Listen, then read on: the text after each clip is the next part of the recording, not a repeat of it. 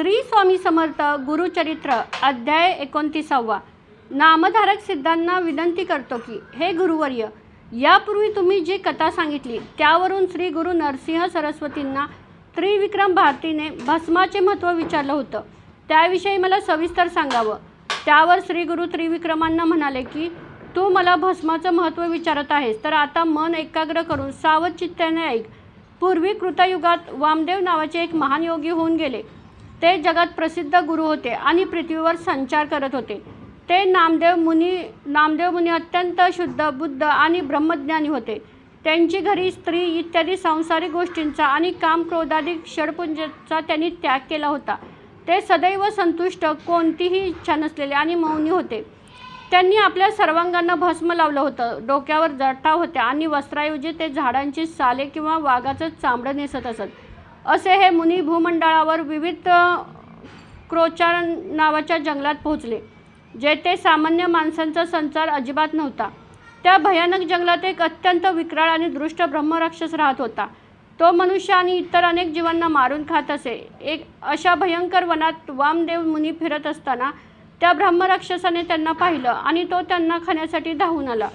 तो राक्षस भुकेने व्याकुळ झाला होता आणि आता मी तुला खातो असं म्हणत रागाने कडकड दात खात आणि आपले मोठे मुख पसरून मुनींच्या अगदी जवळ आला. त्या राक्षसाला आपल्यावर चालून येताना पाहूनही महाज्ञानी वामदेव मुनी अजिबात घाबरले नाहीत. ते अगदी निशंकपणे भगवंताच्या ध्यानात मग्न होऊन उभे राहिले. जेव्हा तो राक्षस मुनींच्या जवळ आला तेव्हा त्याला मनातून खूप आनंद झाला की आज आपल्याला अत्यंत उत्तम असं अन्न लाभणार आहे. मुनींना खाण्याच्या तीव्र इच्छेने त्याने पुढे होऊन मुनींना घट्ट मिठी मारली. परंतु त्या मुनीश्वरांना आलिंगन देताच मुनींच्या शरीरावरील भस्म त्या राक्षसाच्या शरीराला लागले. भस्माचा स्पर्श होताच त्या राक्षसाचे सर्व पापे नष्ट होऊन त्याला दिव्य ज्ञान प्राप्त झाले आणि त्याला आपल्या पूर्वजनांचे स्मरण झाले. मुनींच्या स्पर्शाने त्या राक्षसाचे सर्व पातक जळून खाक झाले आणि तो तत्काळ महाज्ञानी बनला. ज्याप्रमाणे लोखंडाला चिंतामणीचा किंवा परसाचा स्पर्श होताच त्याचे सोन्यात रूपांतर होते, अगदी तसंच त्या पापिष्ट राक्षसाचे झाले. मुनींचे दर्शन आणि त्यांच्या चरणांचा स्पर्श होताच मनुष्य सर्व पापातून मुक्त होतो. अगदी तसंच त्या राक्षसाची तीव्र भूक, तहान आणि मनातील क्रूर आक्रोश एका क्षणात नाहीसा झाला आणि तो पूर्णपणे ज्ञानी बनला. तो राक्षस ज्ञानी झाल्यावर तात्काळ मुनींच्या चरणी लीन झाला आणि म्हणाला, हे गुरुवर्य, माझे रक्षण करा. तुम्ही साक्षात ईश्वर आहात. त्यावर वामदेव मुनी त्याला म्हणाले, तू पूर्वीजन्मी कोण होतास? कोणत्या वंशात जन्मला होतास आणि का मानवरहित भयंकर वनात ब्रह्मराक्षस होऊन राहत आहेस? मुनींचे हे शांत वचन ऐकून त्या ब्रह्मराक्षसाने त्यांना पुन्हा नमस्कार केला आणि हात जोडून म्हणाला, हे त्रिविक्रम मुनिराया, ऐका. राक्षस म्हणाला, हे स्वामी, तुमच्या कृपेने मला यावेळी माझ्या अनंत काळातील पूर्वजन्मांचे सर्व ज्ञान प्राप्त झाले आहे. आजपासून 25 जन्मापूर्वी मी यवन देशाचा राजा होतो आणि माझं नाव दुर्जय असं होतं. त्या जन्मात मी अत्यंत दुराचारी आणि क्रूरपणे वागलो. मी माझ्या राज्यवैभवाचा आणि अधिकारांच्या मदात अंध होऊन अनेक निष्पाप लोकांना मारलं, प्रजेला अतोनात त्रास दिला आणि अनेक स्त्रियांशी जबरदस्तीने विवाह केला. मी अनेक राजांना पराभव करून त्यांच्या राज्यातील स्त्रियांना बंदी बनवून आणलं. रोज एका स्त्रीचा उपभोग घेऊन मी त्यांना माझ्या अंतपुरात डांबून ठेवलं होतं. माझ्या राज्यातील ते सदाचारी ब्राह्मण होते. ते माझा छळ सहन न होऊन इतर देशात पळून गेले. मी एवढा उन्मत्त झालो होतो की त्यांच्या स्त्रियांनाही पकडून आणून मी त्यांचा उपभोग घेतला. अशा प्रकारे पापकृत्य करत असताना शेवटी मला क्षयरोगासारखा भयंकर आजार झाला. त्यानंतर शेजारील राजाने माझ्यावर चाल करून माझे सर्व राज्य हिरावून घेतलं आणि माझा अत्यंत दुर्दशा अवस्थेत मृत्यू झाला. राक्षस पुढे म्हणाला, अशा पापी मरणाने मला यमदूतांनी पकडून यमपुरात नेले आणि तेथील अघोर नरकात टाकले. मी देवांच्या कालमापनानुसार हजारो वर्ष आणि तब्बल 10 वेळा विविध नरकुंडातून फिरून राहिलो. माझ्यासोबत माझ्या पूर्वजांना देखील नरक भोगावा लागला. त्या नरक यातनेनंतर मी प्रेतवंशात जन्माला आलो. माझे शरीर अत्यंत विद्रूप आणि कुरूप होतं आणि माझ्या शरीरावर हजारो लिंगे लावलेली होती. अशी माझी दुर्दशा झाली होती. या प्रेत योनीत मी 100 दिव्य वर्ष भूक आणि तहानेने प्रचंड कष्ट भोगले. तिथून सुटल्यावर पुन्हा यममार्गाने जाताना मला अनंत यातना मिळाल्या. त्यानंतर माझा दुसरा जन्म वाघ म्हणून झाला, जिथे मी केवळ जीवहिंसा केली. तिसरा जन्म अजगर म्हणून, 4था जन्म लांडगा म्हणून झाला. 5व्या जन्मात मी गावकरी डुकराच्या योनीत आलो. तर 6व्या जन्मात मी सरडा म्हणून जन्माला आलो. 7व्या जन्मात मी कुत्रा झालो. 8व्या जन्मात बुद्धिहीन कोल्हा. 9व्या जन्मात हरिण आणि 10व्या जन्मात ससाना पक्षी झालो. 11व्या जन्मात माकड. 12व्या जन्मात घार. 13व्या जन्मात मुंगूस आणि 14व्या जन्मात मी कावळा झालो. 15व्या जन्मात अस्वल. 16व्या जन्मात रान कोंबडा म्हणून मी जन्मलो. हे स्वामी, यापुढे माझे जन्म तुम्ही ऐकावे. 17व्या जन्मात मी डोळ्यांनी अंध असलेलं गाढव झालो. त्यानंतर 18व्या जन्मात मांजर म्हणून जन्माला आलो. 19व्या जन्मात मी बेडूक झालो. 20व्या जन्मात कासव आणि 21व्या जन्मात मासा म्हणून जन्मलो. 22व्या जन्मात मी चोरी करणारा उंदीर झालो. 23व्या आणि 24व्या जन्मात मी अत्यंत तामसी प्रवृत्तीचा हत्ती झालो. आणि आता या 25व्या जन्मात मी हा ब्रह्मराक्षस बनलो आहे. हे मुनिराज, तुम्ही संपूर्ण विश्वाचे उद्धारक आहात. म्हणूनच आज माझी आणि तुमची भेट झाली आहे. तुमच्या दर्शनाचा आणि स्पर्शाचा महिमा इतका अगद आहे की क्षणार्धात माझे सर्व पाप धुवून मला 100 जन्मांचे ज्ञान प्राप्त झाले. राक्षसांचे हे बोलणे ऐकून वामदेव मुनी अत्यंत संतोषाने म्हणाले, हा चमत्कार माझ्या अंगाला लावलेल्या भस्माचा आहे. माझ्या शरीरावरील भस्म तुझ्या शरीराला किंचित स्पर्शले. त्यामुळेच तुझ्या बुद्धीला प्रकाश मिळाला आणि तुला पूर्वजन्मांचे ज्ञान झाले. मुनी म्हणाले, भस्माचा महिमा अगाध आणि अपरंपार आहे. तो देवांनाही पूर्णपणे समजण्यापलीकडचा आहे. याच कारणांमुळे साक्षात भगवान कर्पूर गौर आपल्या सर्वांगाला भस्माचं भूषण लावतात. या भस्म महात्म्याची एक कथा सांगतो, ती ऐक.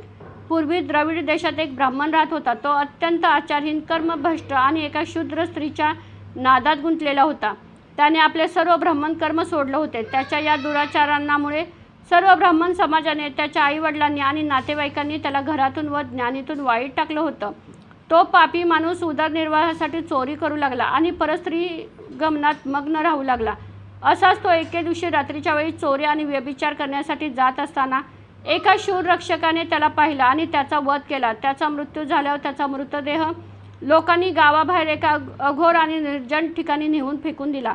योगायोगाने त्या गावाबाहेरच्या निर्जन ठिकाणी पूर्वी कोणीतरी यज्ञ किंवा अनुष्ठान केलं होतं, ज्यामुळे तिथं भस्माचा मोठा ढीग साचलेला होता. त्या ब्राह्मणाचे प्रेत नेमकं त्याच भस्माच्या ढिगाऱ्यात जाऊन पडलं. भुकेने हिंस्र प्राणी त्या प्रेताला खाण्यासाठी ओढू लागले. त्यावेळी त्या प्रेताच्या कपाळावर, छातीवर आणि बाहूवर हे पवित्र भस्म सर्वत्र लागलं. दुसरीकडे तो ब्राह्मण अत्यंत पापी असल्यामुळे त्याचे प्राण कंठातून निघताच यमदूत त्याला पकडून मारहाण करत यमपुरीकडे नेऊ लागला. तेवढ्यात कैलास लोकातून शिवदूतांनी त्या मृतदेहाकडे पाहिलं. त्याच्या शरीराला पवित्र भस्म लागलेलं पाहून शिवदूत म्हणाले, या भस्मांकित व्यक्तीला यमदूत कसं काय नेऊ शकतात? हा तर शिवलोकाचा अधिकारी झाला आहे. असं म्हणून शिवदूत अत्यंत वेगाने यमदूतांना मारण्यासाठी धावले. शिवदूतांना चालून येताना पाहून यमदूत घाबरले आणि त्या ब्राह्मणाच्या जीवात्म्याला सोडून यमपुरीकडे पळून गेले. यमदूतांनी यमराजाकडे जाऊन तक्रार केली की शिवदूतांनी आम्हाला मारून त्या पापी ब्राह्मणाला आमच्या ताब्यातून सोडवून घेतलं. यावर यमराजाने शिवदूतांना विचारलं की तुम्ही या महापाप्याला शिवमंदिरात का नेत आहात? तेव्हा शिवदूतांनी सांगितलं की त्या प्रेताच्या कपाळावर आणि शरीरावर पवित्र भस्मांचं सुवर्ण टिळक लागला आहे. हे ऐकून यमराज शांत झाले आणि त्यांनी आपल्या दूतांना बोलावून एक महत्त्वाचा नियम सांगितला. यमराज आपल्या दूतांना म्हणाले की आता यापुढे पृथ्वीवर जो कोणी लोक शरीराला भस्म लावणारे असतील त्यांच्याजवळ तुम्ही कधी जाऊ नका आणि त्यांना यमपुरात कधी आणू नका. वामदेव मुनी त्या राक्षसाला म्हणाले, हे राक्षसा, या विभूतीचा महिमा असा अगाध आहे जो देवांनाही दुर्लभ आहे आणि तोच आम्हा सर्वांगांना लागतो. हे ऐकून ब्रह्मराक्षसाने मुनींना नमन केलं आणि म्हणाले की हे जगज्जीवना, माझा उद्धार करा आणि मला या भस्माची दीक्षा द्या. राक्षसाने विचारले, हे ईश्वर स्वरूप वामदेवा, या भस्माचा महिमा काय आहे? ते शरीरावर कसं लावावे? त्याचे नियम काय आहेत? आणि ते लावताना कोणते मंत्र म्हणावेत? हे मला सविस्तर सांगा. वामदेव मुनी म्हणाले, तू मला विभूती धारण करण्याचा विधी विचारत आहेस, तर आता मी तुला तो सविस्तर सांगतो. एकाग्र चित्तीने ऐक. पूर्वी मंदारगडावर भगवान शिव आणि माता पार्वती क्रीडा करत बसले होते. त्यांच्या भोवती कोटी रुद्रांचे गण आणि देव सभा भरवून बसले होते. त्या रत्नखचित आणि अत्यंत तेजस्वी सिंहासनावर साक्षात भगवान शिव मूर्तिमंत रूपाने विराजमान झाले होते. त्यांचे तेज कोटी सूर्यांच्या प्रकाशासारखे झळकत होतं. भगवान शिवाच्या कपाळावर 3रा डोळा, जटांचा मोठा संभार आणि कपाळावर 16 कळांनी युक्त असलेला बालचंद्र अत्यंत शोभून दिसत होता.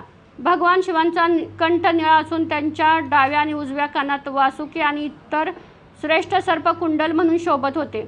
त्यांच्या गळ्यात सापांचे हार, हातामध्ये सर्पांची कंकणे आणि बोटामध्ये सापांच्या अंगठ्या होत्या. त्यांनी व्याघ्रांबर नेसलं होतं आणि त्यांच्या एका हातात त्रिशूळ, गळ्यात घंटा आणि हातात दर्पण शोभत होतं. शिवाच्या एका हातात पानपात्र, दुसऱ्या हातात धनुष्यबाण, डमरू आणि तीक्ष्ण तलवार शोभत होती. 5 मुखे असलेल्या त्या सर्वेश्वराच्या हातामध्ये एक शस्त्र, कुऱ्हाड आणि अंकुश झळकत होता. त्यांच्या कपाळावर शुभ्र भस्माचा टिळक आणि डोक्यावर चंद्रमौळी रूप पाहून सर्व देव आणि ऋषींनी त्यांना साष्टांग नमस्कार केला होता. सर्व ऋषीमुनी आणि सनतकुमारांनी शिवाची स्तुती केली.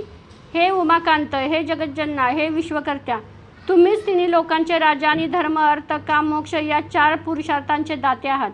तुम्ही आम्हाला पापांचं क्षालन करणारे अनेक धर्म सांगितले आहेत. सनतकुमारांची ही प्रार्थना ऐकून भगवान कर्पूरगौर शिव अत्यंत प्रसन्न झाले आणि त्यांनी मानवाच्या उद्धारासाठी भस्मविधी सांगण्यास सुरुवात केली. भगवान शिव म्हणाले, हे ऋषीमुनींनो, भस्म तयार करण्याचा विधी सांगतो ऐक. वेदशास्त्रात सांगितल्याप्रमाणे पवित्र गायीचं शेण घेऊन या, त्याला अग्नीमध्ये पवित्र करून भस्म तयार करावे. त्यानंतर सदोजात इत्यादी शिवमंत्रांनी ते भस्म आपल्या डाव्या तळहातावर घ्यावं आणि अग्निरहित भस्म या मंत्राने ते अभिमंत्रित करावं. त्यानंतर मानस्तोके मंत्राचा उच्चार करून उजव्या हाताच्या अंगठ्याने आणि मधल्या बोटाने ते भस्म त्र्यंबक यजामह हे मंत्र म्हणत कपाळावर आणि डोक्यावर लावावं. कपाळावर लावताना उजवीकडून डावीकडे आणि डावीकडून उजवीकडे अशा 3 रेषा ओढाव्यात. हा त्रिपुंड विधी ब्रह्मचारी, गृहस्थ, वनाश्रम आणि संन्यासी या सर्व आश्रमातील लोकांनी अत्यंत हर्षाने व भक्तीने करावे, असं वेदशास्त्र सांगतं. ज्या माणसाला हे कठीण वेदमंत्र येत नसतील त्याने केवळ शुद्ध भाव ठेवून शिवाचे स्मरण करून कपाळावर भस्म लावले तरी त्याला तेवढंच पुण्य मिळतं आणि तो देवलोकाचा अधिकारी होतो. ज्याच्या गळ्यात रुद्राक्षाची माळ असते आणि कपाळावर भस्माचा त्रिंबट टिळक असतो त्याचे दर्शन घेतल्याने समोरच्या व्यक्तीची महापापे देखील जळून नष्ट होतात. असा हा भस्माचा महिमा ईश्वराने स्वतः सांगितला असून तिन्ही लोकात भस्म लावणीय, पूजनीय ठरतो. वामदेव महामुनींनी जेव्हा त्या ब्रह्मराक्षसाला ह्या सर्व भस्मविद्या आणि महिमा सविस्तर सांगितला तेव्हा तो राक्षस अत्यंत आनंदी झाला. त्याने मुनींच्या चरणावर डोके ठेवले, त्यांना साष्टांग नमस्कार केला आणि भक्तिभावाने मुनींना प्रदक्षिणा केली. त्या क्षणी त्या राक्षसाची पापे पूर्ण नष्ट झाल्यामुळे आकाशातून सूर्यासारखे चमकणारे एक दिव्य विमान खाली आलं. तो राक्षस त्या विमानात बसून तत्काळ स्वर्गात निघून गेला. अशा प्रकारे वामदेव मुनींनी त्या राक्षसाचा उद्धार करून त्याला उत्तम लोक मिळवून दिले. साक्षात दत्तात्रय हेच वामदेव रूपाने जगाच्या उद्धारासाठी पृथ्वीवर फिरत होते. अशा प्रकारे श्रीगुरूंनी त्रिविक्रम भारतीयांना हा भस्म महिमा अत्यंत सविस्तरपणे समजावून सांगितला, ज्यामुळे तेथील सर्व लोकांना दिव्य ज्ञान प्राप्त झाले. श्रीगुरूंचे हे अमृत वचन ऐकून नामधारक आणि इतर भक्त आपापल्या स्थानी गेले. ग्रंथकार सरस्वती गंगाधर म्हणतात की जो मनुष्य हा गुरुचरित्रातील भस्म महिमा भक्तिभावाने ऐकेल किंवा वाचेल त्याला धर्म, अर्थ, काम आणि मोक्ष हे 4ही पुरुषार्थ नक्कीच प्राप्त होतील. श्री गुरुचरित्रातील हा 29वा अध्याय इथेच समाप्त होत आहे. श्री गुरुदेव दत्त.